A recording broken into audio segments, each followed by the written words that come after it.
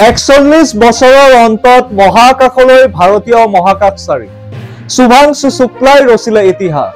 ভাৰতবাসী আজি গৌৰৱত উৎফুল্লিত।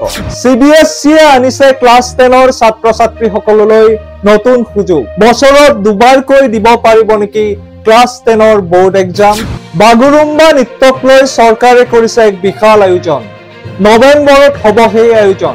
কি এই আয়োজন জানিবলৈ চাওক আমাৰ আজিৰ এই ভিডিঅ'ত। নমস্কাৰ, মই অংকুৰজ্যোতি কলিতাই সকলোকে স্বাগতম জনাইছো এডুৱেক ডেইলি নিউজৰ 26 জুনৰ এই বিশেষ ভিডিঅ'টোলৈ, য'ত আমি সাম্প্ৰতিক সময়ৰ কিছু গুৰুত্বপূৰ্ণ ঘটনাৱলীৰ কথা আলোচনা কৰাৰ লগতে নতুন শিতান জানানেও লৈ আহিছো।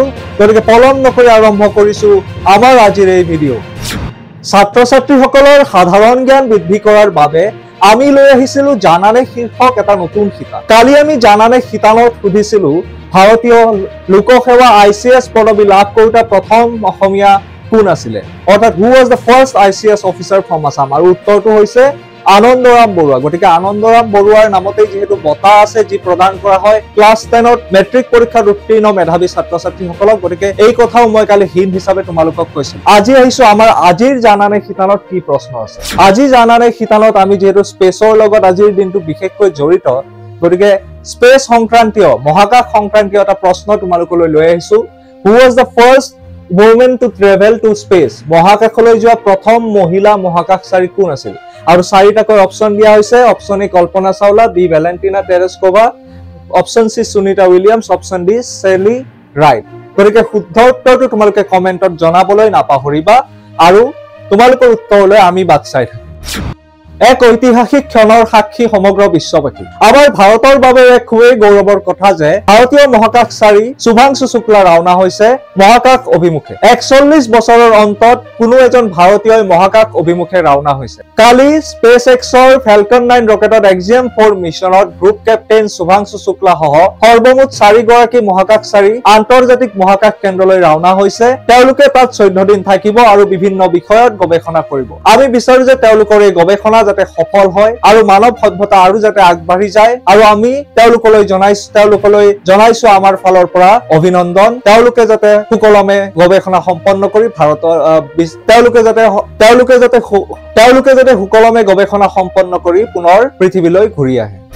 ছাত্ৰ ছাত্ৰীসকলৰ মানসিক চাপ কমোৱাৰ স্বাৰ্থতে CBSE এটা ভাল খবৰ তোমালোকলৈ লৈ আহিছে। বিশেষকৈ CBSE ক্লাছ 10ৰ ছাত্ৰ ছাত্ৰীসকল খুবেই লাভান্বিত হ'ব এই খবৰটোৰ জৰিয়তে। CBSE বছৰত দুবাৰকৈ অনুষ্ঠিত কৰিব ক্লাছ 10ৰ বোৰ্ড এক্সামিনেশ্যন। হয়, আগন্তুক 2026-27 শিক্ষাবৰ্ষৰ পৰা CBSE বছৰত দুবাৰকৈ ক্লাছ 10ৰ বোৰ্ড এক্সামিনেশ্যন আৰম্ভ কৰিব, বোৰ্ড এক্সামিনেশ্যন অনুষ্ঠিত কৰিব, য'ত ছাত্ৰ ছাত্ৰীসকলে দুবাৰ এক্সাম দিয়াৰ সুবিধা লাভ কৰিব। ফেব্ৰুৱাৰী মাহত অনুষ্ঠিত হ'ব মেণ্ডেটৰী এক্সামিনেশ্যন, য'ত সকলো ছাত্ৰ ছাত্ৰীয়ে পৰীক্ষা দিবই লাগিব। তাত যদি কোনো ছাত্ৰ ছাত্ৰীৰ ভবামতে মাৰ্কছ নাহে বা কিছুমান ছাবজেক্টত মাৰ্কছ কম আহে, তেনে জুন মাহত অনুষ্ঠিত কৰা হ'ব ইম্প্ৰুভমেণ্ট এক্সামিনেশ্যন, যিটো কমপ্লিটলি অপচনেল। সেইটো তোমালোকে মন কৰিলে দিবও পাৰিবা, নহয়তো মন যদি নাই তেনে নিদিলেও হ'ব। গতিকে CBSE এই দুয়োটা মাৰ্কছৰ ভিত্তিতে যোনটো সৰ্বাধিক মাৰ্কছ সেইটো আল্টিমেটলি কেলকুলেট কৰিব। গতিকে ছাত্ৰ ছাত্ৰীসকল তোমালোকৰ ভালদৰে পঢ়া, যাতে তোমালোকে দুবাৰকৈ চান্স পাবা। গতিকে এতিয়াৰ পৰাই ভালদৰে পঢ়ি যোৱা, যাতে প্ৰথমবাৰতে তোমালোকৰ এক্সামিনেশ্যন খুবেই ভাল হয়, দ্বিতীয় এক্সামিনেশ্যনটো দিবলৈ তোমালোকৰ দৰকাৰেই নাই। আহিছো পৰৱৰ্তী খবৰটোলৈ। আমাৰ অসমবাসীৰ বাবে আন এটা ভাল খবৰ আহিছে যে বিশেষকৈ বড়ো জনজাতীয় লোকসকলৰ বাবে এক গৌৰৱৰ কথা। বিহু আৰু ঝুমুৰ নৃত্যৰ আকৰ্ষণীয় অনুষ্ঠানৰ পিছত যি বিশ্ব দৰবাৰত বিশ্ব ৰেকৰ্ডৰ বাবে নাম অন্তৰ্ভুক্ত হৈছিলে, গতিকে তাৰ পিছত অসম চৰকাৰে নৱেম্বৰ মাহত অনুষ্ঠিত কৰিব বাগুৰুম্বা আৰু বৰদৈ চিখলা পাৰফৰ্মেন্স। আৰু এই অনুষ্ঠানত অসমৰ বিভিন্ন প্ৰান্তৰ বহুতো নৃত্যশিল্পীয়ে ভাগ ল'ব, আৰু বাগুৰুম্বা নৃত্যকো বিশ্ব দৰবাৰত প্ৰতিষ্ঠা কৰাৰ বাবে চৰকাৰে এই সিদ্ধান্ত লৈছে। গতিকে আমি এইবাবে উৎফুল্লিত যে আমাৰ বাগুৰুম্বা নৃত্যও বিহু আৰু ঝুমুৰ নৃত্যৰ নিচিনাকৈ সমগ্ৰ বিশ্ব দৰবাৰত নিজৰ নাম অন্তৰ্ভুক্ত কৰিব। অসম ৰাজ্যিক বিদ্যালয় শিক্ষা পৰিষদে যিসকল ছাত্ৰ ছাত্ৰীৰ হিয়াৰিং ইছ্যুজ আছে, অৰ্থাৎ শুনা পোৱাত তেওঁলোকৰ কিছু প্ৰব্লেম হয়, তেওঁলোকৰ সুবিধাৰ্থে অন্তৰ্ভুক্ত কৰিছে এটা নতুন পাঠ্যক্ৰম। তেওঁলোকৰ বাবে ইন্ট্ৰডিউচ কৰা হৈছে সাইন লেংগুৱেজ ছাবজেক্টটো এটা ইলেক্টিভ ছাবজেক্ট হিচাপে ক্লাছ 11ৰ পাঠ্যক্ৰমত, যিয়ে তেওঁলোকক যথেষ্টখিনি সহায় কৰিব, তেওঁলোকৰ বাবে নতুন নতুন অপৰচুনিটিজ ক্ৰিয়েট কৰিব।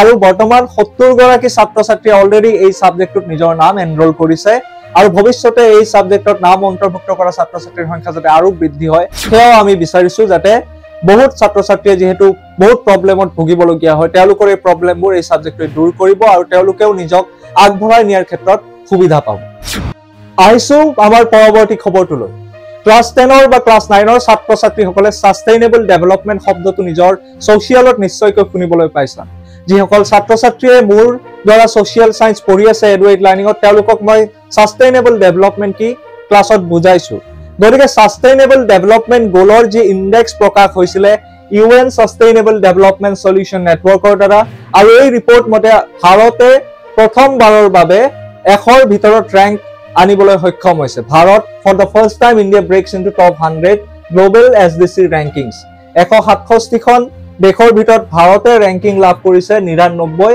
আৰু কোন প্ৰথমবাৰৰ বাবে ভাৰত 100ৰ ভিতৰত 100 ৰেংকিংৰ ভিতৰত ভাৰতে নিজৰ নামটো অন্তৰ্ভুক্ত কৰিছে গতিকে ভৱিষ্যতে যাতে ভাৰতৰ এই ৰেংকিং আৰু ইমপ্ৰুভ হৈ গৈ থাকে তাৰ বাবে আমিও কিছু কাৰ্যপন্থা হাতত ল'ব লাগিব সাস্টেইনেবল ডেভেলপমেন্ট কেনেকৈ মেইনটেইন কৰিব পাৰি চৰকাৰেটো আঁচনি গ্ৰহণ কৰিয়ে আছে আমি মানুহখিনিও ইয়াৰ বাবে সজাগ হ'ব লাগিব যাতে ভাৰতৰ ৰেংক আৰু ইমপ্ৰুভ হয় আৰু সাস্টেইনেবল ডেভেলপমেন্ট গোলত ভাৰত আৰু বেছি আগবাঢ়ি যায় আজিলৈ ইমানেই আপোনালোকে যদি আমাৰ এই ভিডিওটো ভাল পালে তেন্তে লাইক কমেন্ট আৰু শেয়াৰ কৰিবলৈ নাপাহৰিব লগতে এই চেনেলটো সাবস্ক্ৰাইব কৰি দিব আৰু মই অংকুৰজ্যোতি কলিতাই ক্লাস 9 আৰু 10ক সোশিয়াল সায়েন্স পঢ়াও এডুকেট লাৰ্নিং এপত তাৰ লগতে যদি আপোনালোকে যোগাযোগ কৰিব বিচাৰে তলত দিয়া নাম্বাৰটোত ফোন কৰিব পাৰে আৰু আমাৰ এই যাত্ৰাত ভাগ ল'ব পাৰে গতিকে ইমানতে আমাৰ এই ভিডিওটো সামৰণি কৰিছো পুনৰ এটা নতুন ভিডিওত সকলোকে লগ পোৱাৰ প্ৰতিশ্ৰুতিৰে আজিলৈ বিদায় মাগিছো ধন্যবাদ